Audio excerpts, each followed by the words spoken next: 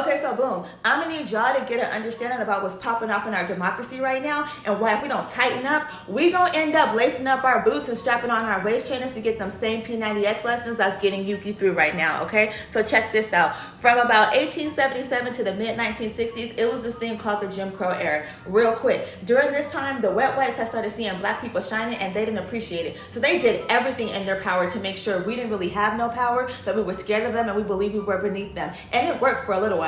I'm lying, it worked for a long time. It was so deep. Even the Supreme Court said, if you got this much black in you, you are separate. Y'all equal to each other, but you're separate from us. Fast forward, it was a short period of time where the wet wipes had a little bit of accolade. Black folks, we had some bass in our voice and maybe even a little pep in our step. But now we hit 2020 and all of a sudden the script was flipped, folded, and it's being erased. In 2020, Governor K. Ratchet had went into a basement located behind a chamber in one of his back closets, and he signed into law legislation that brings back Jim Crow. It's called SB 202. Peak game. During the original Jim Crow, black people were not allowed to show affection in public because it bothered white people. In the 2020 version, you are not allowed to show affection in public to people who are standing in line for long hours waiting to vote because it's bothersome to those they're likely not voting for.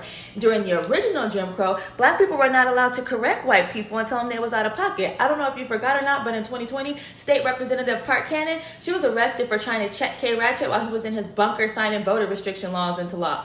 During the original Jim Crow, they figured out every which way to keep black people from voting. Check this. We couldn't vote in the primaries. We couldn't vote Democrat. And guess what you needed? You needed an O-positive blood sample, a cosigner, a color copy of your family tree, and an 1800 on the SAT if you wanted to vote. Mind you, the highest score on the SAT is a 1600.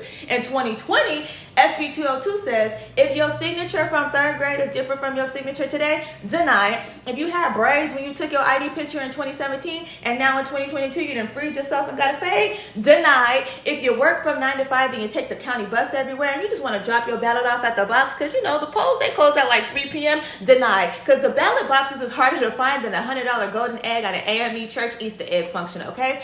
And check this, anytime it's easier to purchase a gun than it is to vote, you might want to keep your head on the swivel. So, long story short, short story long, Georgia. Y'all need to get K. Ratchet up out of there before you have y'all in the fields picking NFTs and cannabis leaves. Peace.